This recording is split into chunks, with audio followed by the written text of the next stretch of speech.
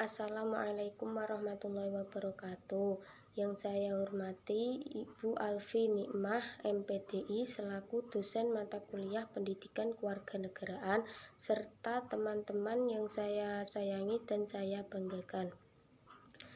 Kami dari kelompok 1 akan mempresentasikan hasil diskusi dari kelompok kami tentang identitas nasional. Sebelumnya, izinkan kami untuk memperkenalkan anggota kelompok kami. Yang pertama, Zakiatuz Zahra dengan NIM 066, 2 Zunia Vilayaro dengan NIM 067, yang ketiga Laila Sofia dengan NIM 072. Latar belakang. Identitas nasional merupakan ciri khas yang dimiliki satu bangsa yang tentunya berbeda antara satu bangsa dengan bangsa yang lain.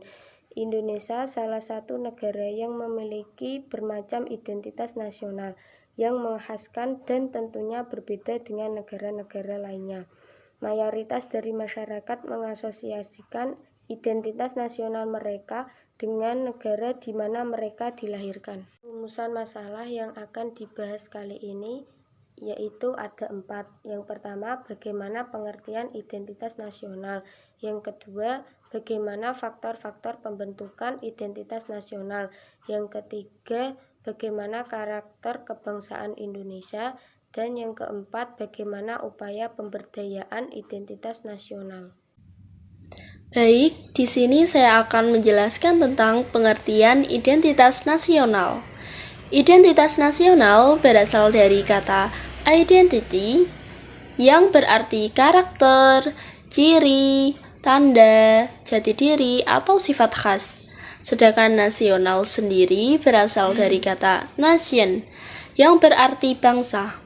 Maka identitas nasional merupakan sifat khas yang melekat pada suatu bangsa atau yang lebih dikenal sebagai kepribadian karakter suatu bangsa. Istilah identitas nasional secara terminologis adalah suatu ciri yang dimiliki oleh suatu bangsa yang secara filosofis membedakan bangsa tersebut dengan bangsa lain. Berdasarkan pengertian yang demikian ini, maka sifat bangsa di dunia ini akan memiliki identitas sendiri-sendiri sesuai dengan keunikan, sifat, ciri-ciri, serta karakter dari bangsa tersebut. Demikian pula, hal ini juga sangat ditentukan oleh proses bagaimana bangsa tersebut terbentuk secara historis. Nah, berdasarkan hakikat pengertian identitas nasional, sebagaimana dijelaskan di atas, maka identitas nasional suatu bangsa tidak dapat dipisahkan dengan jati diri suatu bangsa atau lebih populer disebut sebagai kepribadian suatu bangsa. Nah, pada prinsipnya jika dilihat dari proses terjadinya atau proses lahirnya identitas nasional, maka identitas nasional itu sendiri dapat dibagi menjadi 2 bagian, yaitu identitas cultural unity dan identitas political unity. Yang pertama, yaitu identitas cultural unity atau identitas kesukubangsaan. Cultural unity merujuk pada bangsa dalam pengertian kebudayaan atau bangsa dalam arti sosiologis antropologis. Cultural unity disatukan oleh adanya kesamaan ras, suku, agama, adat, dan budaya, keturunan, dan daerah asal. Unsur-unsur ini menjadi identitas kelompok bangsa yang bersangkutan sehingga bisa dibedakan dengan bangsa lain. Identitas yang dimiliki oleh sebuah cultural unity kurang lebih bersifat askriptif atau sudah ada sejak lahir, bersifat alamiah atau bawaan, primer, dan etnik. Identitas kesukubangsaan dapat diketahui dari sisi budaya orang yang bersangkutan. Selanjutnya, yang kedua yaitu identitas political unity atau identitas kebangsaan. Political unity merujuk pada bangsa dalam pengertian politik, yaitu bangsa negara. Kesamaan primordial dapat saja menciptakan bangsa tersebut untuk bernegara. Namun dewasa ini, negara yang relatif homogen yang hanya terdiri dari satu bangsa tidak banyak terjadi. Negara baru perlu menciptakan identitas yang baru pula untuk bangsanya yang disebut juga sebagai identitas nasional. Kebangsaan merupakan kesepakatan dari banyak bangsa di dalamnya. Identitas kebangsaan bersifat buatan, sekunder, etis, dan nasional. Beberapa bentuk identitas nasional adalah bahasa nasional, lambang nasional, semboyan nasional, bendera nasional, dan yang terakhir ideologi nasional. Selanjutnya yaitu faktor-faktor pembentukan identitas nasional. Menurut Ramlan Surbakti tahun 1999, proses pembentukan bangsa negara memerlukan identitas-identitas untuk menyatukan. Faktor-faktor yang menjadi identitas bersama suatu bangsa meliputi primordial, ideologi, tokoh, sejarah, Bhinneka Tunggal Ika, perkembangan ekonomi, dan kelembagaan. Yang pertama, primordial. Faktor ini meliputi ikatan kekerabatan atau daerah dan keluarga, kesamaan suku bangsa, daerah asal atau homeland, bahasa, dan adat istiadat. Dengan faktor ini, masyarakat dapat membentuk bangsa negara. Contohnya, bangsa Yahudi membentuk negara Israel. Yang kedua, sakral. Faktor ini dapat berupa agama atau ideologi yang dianut atau diakui oleh masyarakat yang bersangkutan. Contohnya, agama Katolik mampu membentuk beberapa negara di Amerika Latin.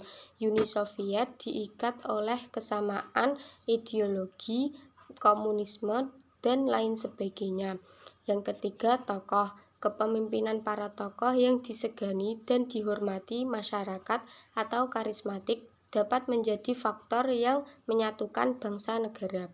Contohnya, Mahatma Gandhi di India, Joseph Broz Tito di Yugoslavia, Nelson Mandela di Afrika Selatan, dan Dr. Insinyur Soekarno di Indonesia. Yang keempat, sejarah.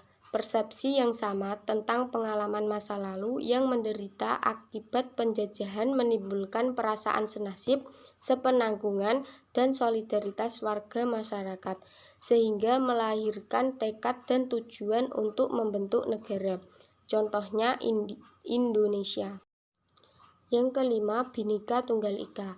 Kesediaan warga masyarakat untuk bersatu dalam perbedaan, unity in diversity, tanpa menghilangkan keterikatannya pada suku bangsa, adat istiadat, ras, dan agama, dapat membentuk organisasi besar berupa negara.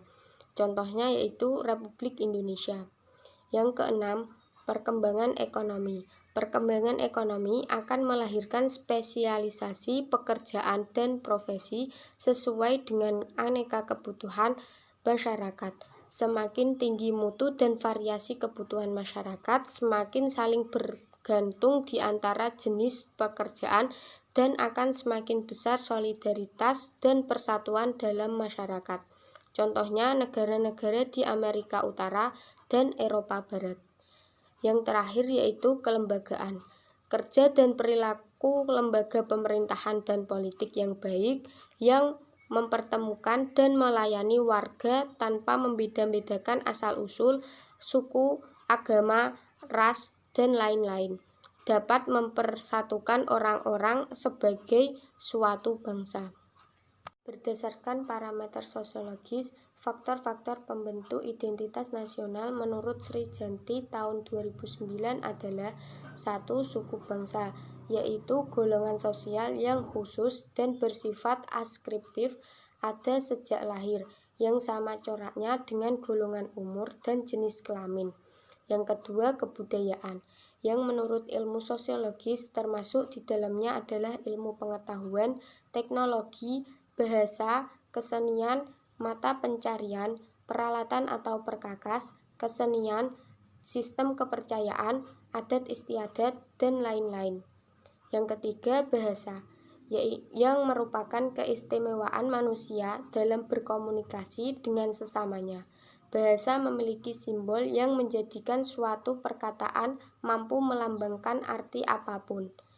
Yang terakhir, kondisi geografis, yang menunjukkan lokasi negara dalam kerangka ruang, tempat, dan waktu, sehingga menjadi jelas batas-batas wilayahnya di muka bumi. Oke, selanjutnya yaitu karakter kebangsaan Indonesia. Nah, karakter berasal dari bahasa Latin yaitu karakter, karasain atau karak. Sementara dalam bahasa Prancis yaitu karakter, dalam bahasa Inggris yaitu karakter. Nah, dalam arti luas, karakter itu bersifat kejiwaan, akhlak, budi pekerti, tabiat, watak yang bisa membedakan seseorang dengan orang lain. Dengan demikian, karakter bangsa dapat diartikan dengan tabiat atau watak khas bangsa Indonesia yang membedakan bangsa Indonesia dengan bangsa lain. Nah, penanaman nilai-nilai identitas nasional sebagai karakter bangsa Indonesia harus diimplementasikan dalam berbagai kehidupan, diantaranya yaitu pada diri sendiri, membangun ketahanan keluargaan, pembangunan karakter dalam masyarakat, dan dalam dunia pendidikan. Nah, apabila kita melihat tujuan pendidikan sebagai yang dinyatakan oleh Undang-Undang Nomor 20 Tahun 2003 menyatakan bahwa tujuan pendidikan itu adalah sebagai berikut. Yang pertama yaitu beriman kepada Tuhan Yang Maha Esa, dan yang kedua berbudi pekerti luhur atau akhlak yang mulia, dan yang ketiga yaitu memiliki pengetahuan dan keterampilan sehat jasmani dan rohani, dan yang keempat memiliki kepribadian yang mantap dan mandiri, dan yang terakhir yaitu memiliki tanggung jawab dalam bermasyarakat, beragama, berbangsa, dan bernegara. Nah, di era globalisasi ini, pergaulan dan persaingan antar bangsa itu semakin ketat. Nah, batas antar negara hampir tidak ada artinya. Batas wilayah tidak lagi menjadi penghalang. Di dalam pergaulan antara bangsa yang semakin kental itu akan terjadi proses akulturasi, saling meniru dan saling mempengaruhi antara budaya masing-masing. Dan yang perlu kita cermati dari proses akulturasi ini, apakah pengaruh global tersebut dapat melunturkan tata nilai yang merupakan jati diri bangsa Indonesia atau malah sebaliknya. Nah, lunturnya tersebut pada dasarnya itu ditandai oleh dua faktor, yaitu semakin menonjolnya sikap individualistis dan semakin menonjolnya sikap materialistis. Semakin menonjolnya sikap individualistis itu mengutamakan kepentingan pribadi di atas kepentingan umum.